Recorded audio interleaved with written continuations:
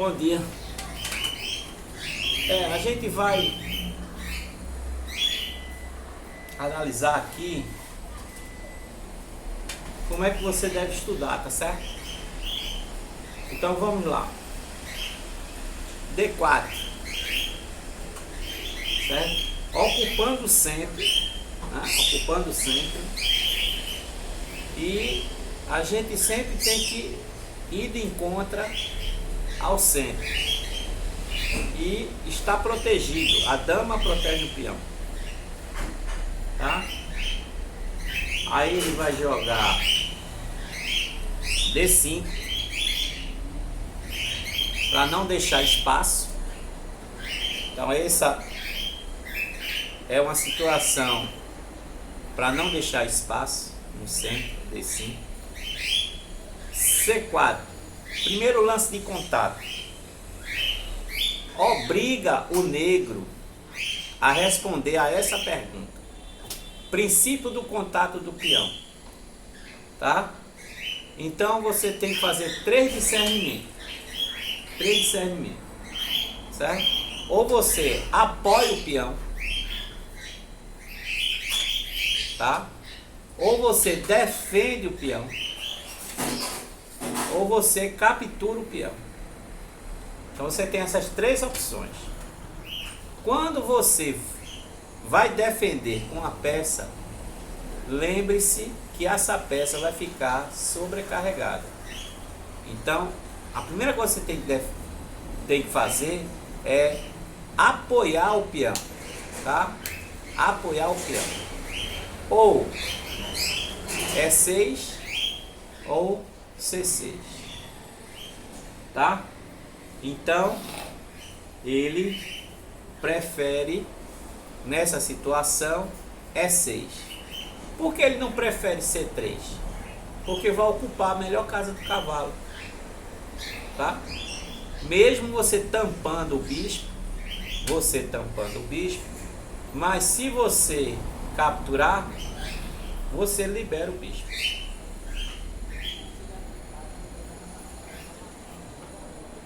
Tá? Ok? Então, E6. Cavalo C3. Continua o desenvolvimento. Como você fez mais um ataque na peça, tá aqui, mais um ataque da peça, e essa peça foi com alcance no centro, o negro tem que desenvolver uma peça também defendendo no centro e atacando no centro. Cavalo F6. Tá? Cavalo F6. Pois não. A pergunta é a seguinte: mas pode ser C6 fazendo mais um reforço? Pode, não tem problema nenhum. Não tem problema nenhum. Tá? Mas a gente vai fazer um discernimento para o desenvolvimento de peça. Tá ok? Então, essa situação, cavalo C3, C6, a gente vai ver uma estrutura de peões chamado porco-espinho. Porco-espinho. É essa daqui. Tá? E a ameaça de C6 é você capturar e apoiar. Ok? Tá certo? Então, você joga E3. E agora, se ele capturar, o bispo captura. Você desenvolve a peça. Cavalo C6. F6. Tá? Desenvolve a peça. Cavalo F3. Cavalo F3. Cavalo de B, D7. E agora o preto tem um problema. É o bispo de C8. Esse bispo de C8, minha gente, ele provavelmente vai sair depois que joga B6. Tá? Por quê? Porque é um grande trabalho. O cavalo de BD7, o bispo C8 e a torre de A8 são problemas para resolver o preto. Então, esse daqui provavelmente vai chegar em cavalo F8 e cavalo G6. E essa manobra a gente chama isso de manobra de Svidler. O bispo de C8, geralmente o problema é resolvido depois que você captura, bispo captura, ataca, retorna e o bispo sai B7. Essa situação a gente chama isso de gambito da dama C. Outra coisa com o cavalo aqui, depois que captura, peão ataca, bispo retorna, bispo desenvolve roque, você pode segurar e atacar e fazer a liberação do bispo com essa intenção, tá? E essa é a solução que Botvinnik achou no match contra Petrosyan, tá? Jogou contra Petrosyan para solucionar o problema do cavalo de BD7 e do bispo C8. Ok? Então, essa situação aqui, quando joga cavalo de BD7, bispo D3, a pergunta é: por que bispo D3 não bispo E2? É simples, gente. É porque esse bispo, ele não passa para G5. Está obstruído, ó. Ele não passa. O bispo não passa para B5. O bispo não passa para B5. Porque está obstruído. Então, tá? Então ele joga máxima atividade que é em D3. E outra, José Raul Capablanca já dizia que para você jogar o gambito da dama, você tem que simplesmente dominar a diagonal B1 H7. Se você dominar, você tem grande chance de sair vitorioso dessa situação, tá certo? Então tente ao máximo dominar. Por isso que você vai ver muitos livros de Capablanca com gambito da dama D43, D45, E15, E25. Essa nomenclatura que estou usando é do ECA, ou do ECO, desculpa, do ECO, da Enciclopédia de Aberturas, né? Encyclopedia Open, Encyclopedia Open, né? SCO. Então, Enciclopédia de Aberturas. Então, você vai ver muito dama C2, tá? Apoiado com bispo D3. Então, bispo D3, D toma, bispo toma, a clássica, né? B5. E agora é o seguinte, como eu te disse, para onde vai o bispo? Retorna sempre para essa diagonal. Sempre para essa diagonal, sempre. B1 H7. Tá no gambito da dama, B1 H7 é a principal abertura, tá certo? Dessa conjuntura aqui do bispo. Então ele não joga aqui. Não faça isso, não jogue aqui, tá? Porque ele aqui, além de estar interrompido, ó, não tem pouco espaço. Ó, tem pouco espaço. Tem que estar interrompido, tem pouco espaço, tá? Ok? E o bispo é feito um passarinho. Ele precisa de espaço. Aí, ó, bispo D3, tá ok? B5, bispo D3. Aí ele A6, né? Para poder jogar C5. Ele ataca a estrutura, ele ataca A4 e o bispo resolve o problema. Bispo D7. Roque, porque você não tem que deixar o rei no centro. Ok. E agora B4. Esse lance é bom porque tira o cavalo do centro, tá? Tira o cavalo do centro. Então B4 é um lance que deve ser evitado do branco. Como foi jogado, agora a gente tem que saber para onde o cavalo vai. Presta bem atenção. O cavalo tem cavalo E2, cavalo B1, cavalo, né? Você tem esses cavalos aqui, tá? Você pode ter esses cavalos, tá? Você pode ir para cá, para cá, para cá e para cá. Então vamos analisar todos, tá certo? Veja, presta bem atenção. O gambito da dama se resume a duas situações, tá certo? O centro, tá? O centro, ok? E a proteção do rei. Então é o seguinte, vamos lá. Se esse cavalo vem aqui, vai ficar ruim. Porque além de estar no canto do tabuleiro, ele não tem casa, tá? Então esse daqui, por isso está de preto. Não é viável, tá? Esse cavalo à frente,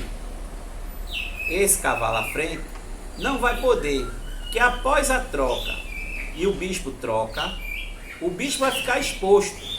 E aí vai ter que perder tempo. E você perde o cavalo. E você perde o cavalo protetor da casa E4. Então vamos lá. Estou justificando tudinho. Então não é bom. Só sobraram esses dois discernimentos. Veja. Por que não o cavalo em E2? Por quê? Porque eu vou precisar desse cavalo para proteger esse, porque o bispo já está na diagonal, e também tenho que proteger essa entrada muito forte do cavalo em E4. Então o cavalo de E2, mesmo indo para G3, não cuida do cavalo de F3, não cuida. Por isso que essa casa em E2 não é boa. Então o cavalo será em B1. Por quê? Porque o bispo vai sair depois que jogar em B3 e o cavalo vai sair para proteger o cavalo e proteger em E4. Por isso que quando você joga em B4, o melhor é retornar a baia, retornar ao lugar de origem. Cavalo B1, tá? C5, novamente, princípio do que? Do toque do peão. Não capture para trazer peças no centro. Não faça isso. É um erro, tá? Se você capturar aqui, você vai trazer peças para o centro. O cavalo, né? Atacando o bispo, tá ok? A primeira coisa que você tem que perguntar: houve o toque? Houve. Tá protegido? Tá. Tá protegido com ele? Tá. Então não tenho que me preocupar. Eu só tenho que me preocupar quando isso aqui está ameaçado de perder. Então, ó, de imediato, outra coisa que você tem que entender na sua vida: recuou o cavalo, o próximo lance, independente do lance, tem que ser o cavalo para frente. Agora, lógico que você vai analisar o lance. Se o lance for uma ameaça, se o lance for para ameaçar uma peça, se o lance for para uma captura esporádica, que você vai perder a peça, é lógico que você não vai jogar de imediato o cavalo, você vai analisar. Observe que o lance do preto foi um lance de toque, que já está, né? Já está protegido. Então você pode muito bem dar o próximo lance. Cavalo de B, D2. Bispo E7.